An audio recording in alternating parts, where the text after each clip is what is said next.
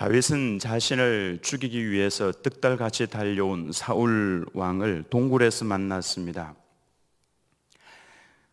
이스라엘 지역에 가면요, 굉장히 건조합니다. 습한 게 거의 없어요. 그래서 그늘에만 들어가면은 굉장히 시원합니다. 우리나라는 양산을 쓰고 있어도 그 밑이 막 되게 뜨거울 때가 있죠. 이 습도가 높아서 열이 전도가 잘 되기 때문에 그렇습니다.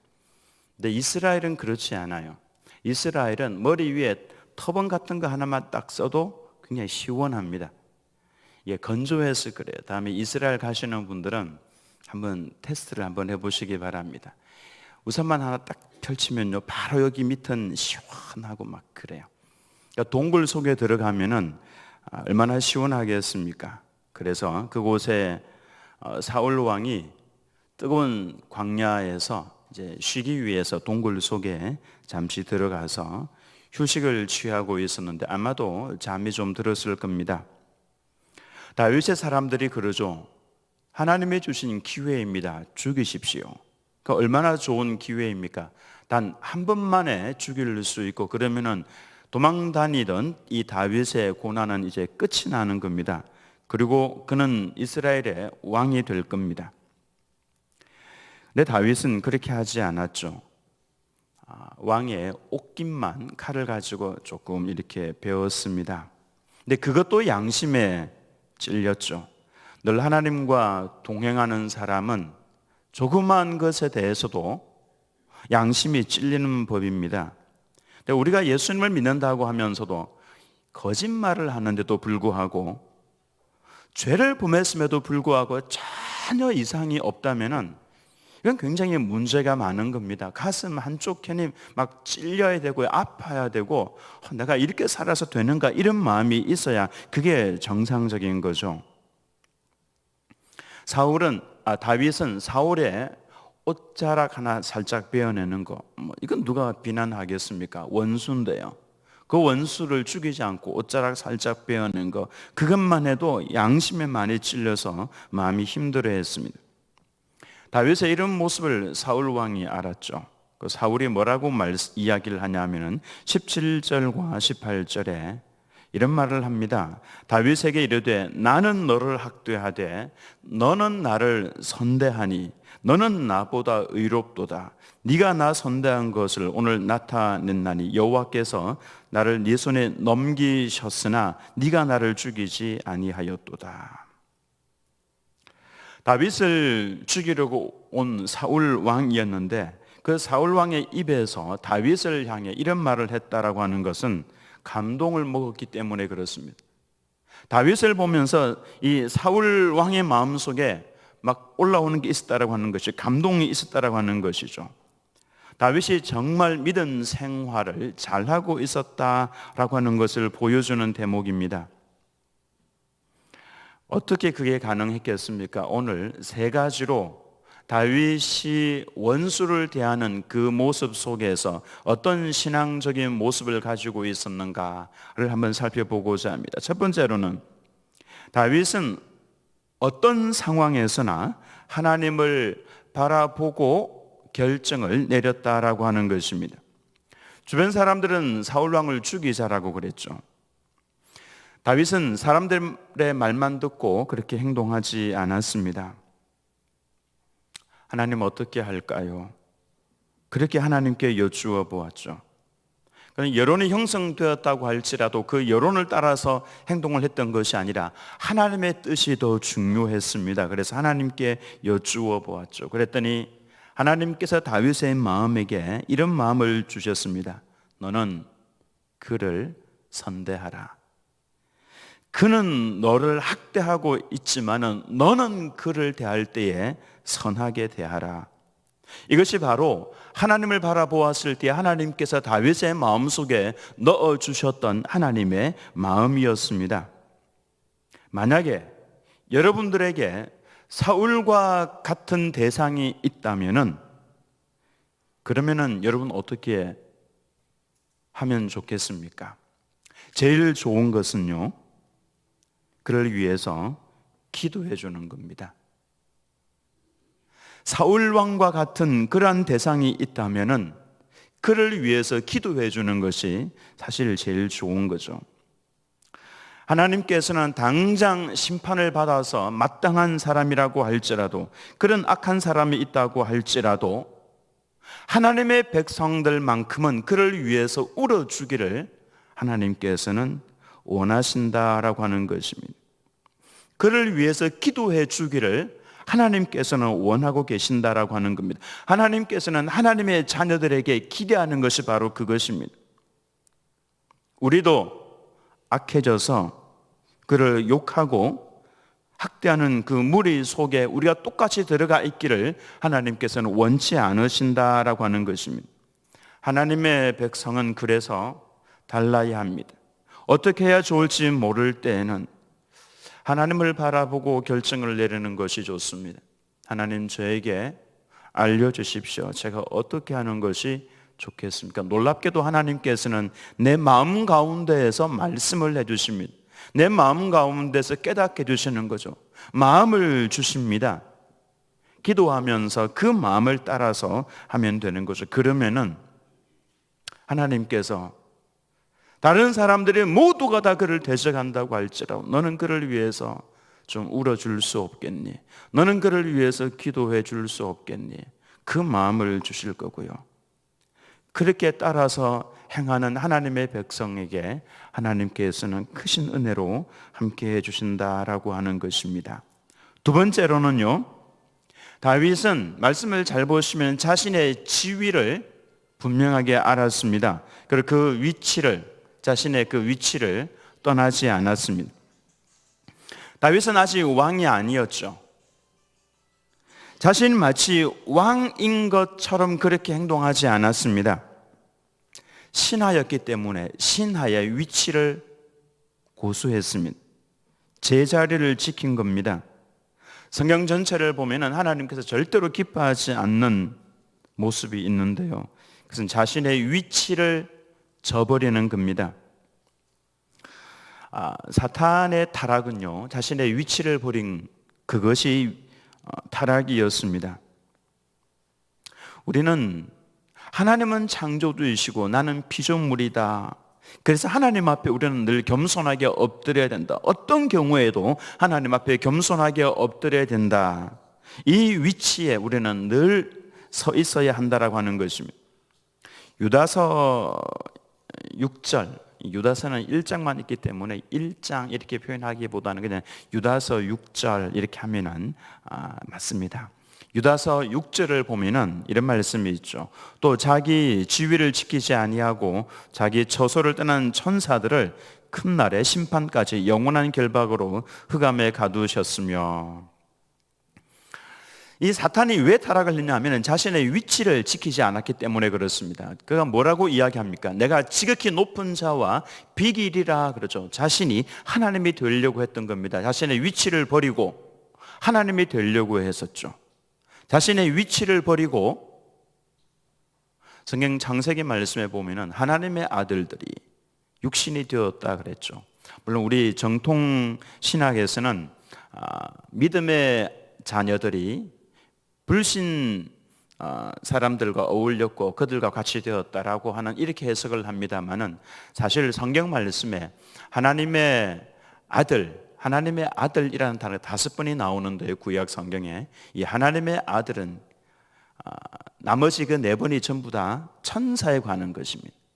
근데 그러니까 이 하나님의 아들들이 육신이 되었다라고 하는 이것도 천사로 해석을 해도 틀리지는 않다라고 봅니다.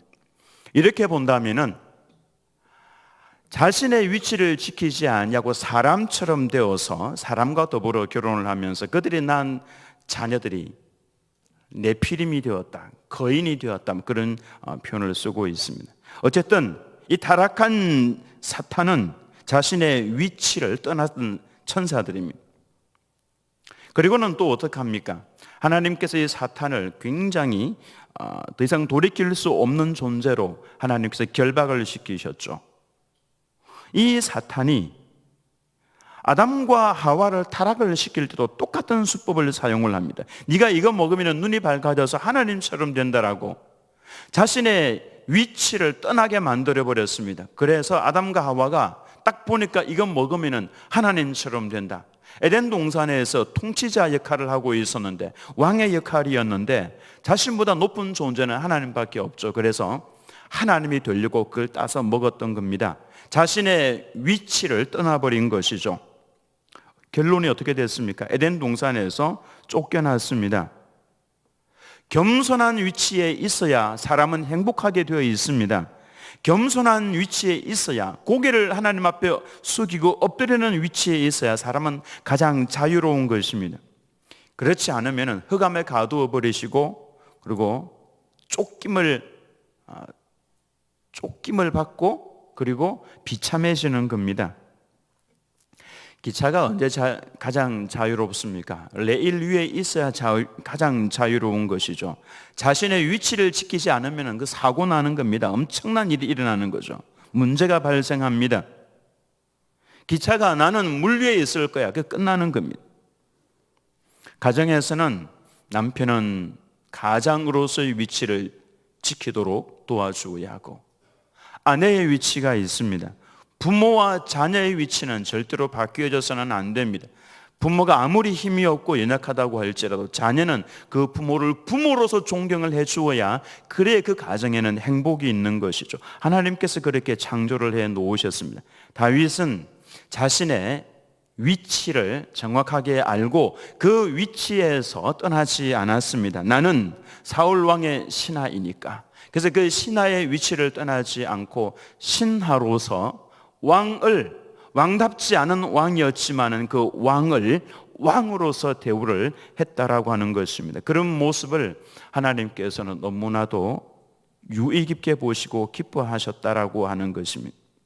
그리고 세 번째로 다윗은 하나님의 때를 기다릴 줄 알았습니다.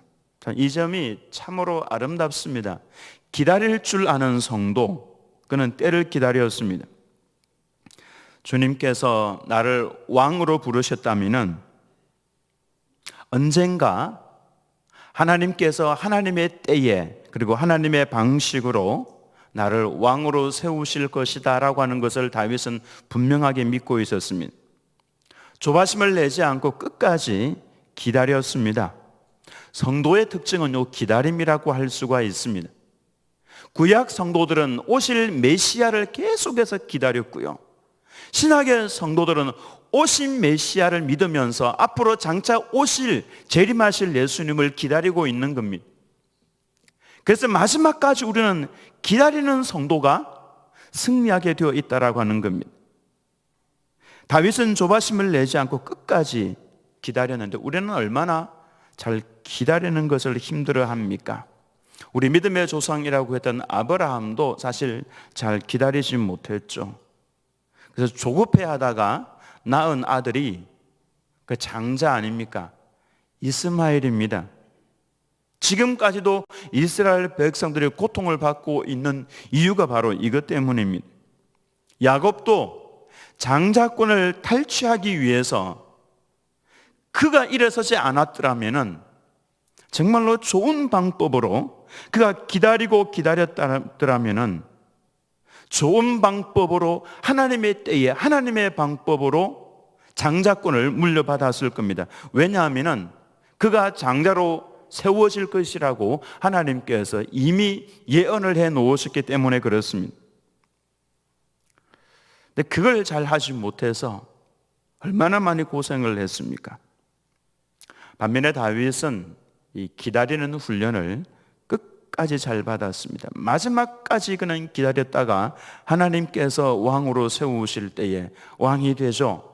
그는 힘을 가지고 북이스라엘 통일할 수 있는 그런 위치에 있었지만 그렇지 않았습니다. 남쪽 헤브론에서 남쪽 유다와 베냐민 지파만 데리고 그곳에서 왕 노릇을 하고 있었죠. 왕이 되었었죠. 하나님께서 북쪽 이스라엘까지 자연스럽게 통일이 될 수 있을 때까지 그는 기다렸던 것입니다. 시편 37편 7절 말씀 같이 한번 읽어봅니다. 시작. 여호와 앞에 잠잠하고 참고 기다리라. 자기 길이 형통하며 악한 꾀를 이루는 자 때문에 불평하지 말지어다. 여호와 앞에 잠잠하고 참고 기다리라. 우리 얼마나 기다리지 못합니까? 조급하심이 나서 조급해하면서 내 생각과 다르면 그 기다리는 거 정말 쉽지가 않습니다. 악한 사람이 잘 되고 악한 자가 기세등등하고 있을 때에 불평하지 말라고 그랬습니다. 참고 기다리면서 공의의 하나님을 신뢰하라, 그렇게 말씀을 하고 있죠. 악한 꾀를 이루는 자 때문에 너 불평하지 마, 기다려봐. 하나님께서 하시는 말씀은 그겁니다. 기다려보라는 겁니다. 내가 있지 않느냐 그거죠. 내가 있으니까, 하나님께서 하나님의 때를 재고 계시니까 기다려보라고 하는 겁니다. 그래서 다윗을 하나님께서는 기다리는 훈련을 철저하게 시키셨습니다. 다윗이 성전에 올라가면서 불렀던 찬송 9절 한 소절만 소개하고자 합니다. 시편 123편 1절과 2절 말씀인데요, 이 말씀 한번 같이 읽어봅니다. 시작. 하늘에 계시는 주여, 내가 눈을 들어 주께 향하나이다. 상전의 손을 바라보는 종들의 눈같이, 여주인의 손을 바라보는 여종의 눈같이 우리의 눈이 여호와 우리 하나님을 바라보며 우리에게 은혜 베풀어 주시기를 기다리나이다. 따라서 하겠습니다. 바라보며 기다리나이다. 바라보면서 기다리는데 어떻게 바라보냐 하면은 상전의 손을 바라보는 종들의 눈같이, 종이 열심히 일을 하면서 상전이 무엇인가를 상으로 줄 것, 그걸 바라보는 거죠. 여주인의 손을 바라보는 여종의 눈같이. 그 손을 얼마나 바라보겠습니까? 그 손을 바라보는 눈, 그와 같은 눈을 가지고 하나님을 바라보라고 하는 겁니다. 즉 하나님의 손에 있는 그 은혜 베풀어 주실 것을 계속해서 바라보라고 하는 것이죠. 억울한 일이 있습니까? 또 서러운 일이 있거나 안타까운 심정을 가지고 있거나 또 오해받은 일이 있거나 나를 둘러싼 환경이 꼬이는 일이 있거나 그래서 가슴이 터지는 아픔이 있거나, 그렇다면 우리는 그 주어진 환경 속에서 기다리는 훈련을 해야 합니다. 내 뜻대로 되지 않는다고 해서 조급해할 필요가 없고 하나님의 때를 기다리는데 눈을 들어서 하나님을 바라보면서 기다려야 된다라고 하는 것입니다. 다윗은 이렇게 자신에게 주어진 그 환경 속에서 훌륭하게 기다림을 잘 이루어낸 사람입니다. 어떤 상황에서도 하나님을 바라보면서 결정을 내리시기 바랍니다. 자신의 위치를 알고 잘 유지하시기 바랍니다. 하나님께서 유심히 보시는 부분입니다. 그리고 하나님을 바라보면서 하나님의 때를 기다릴 줄 아는 우리 성도님들 다 되시기를 예수님의 이름으로 축원합니다.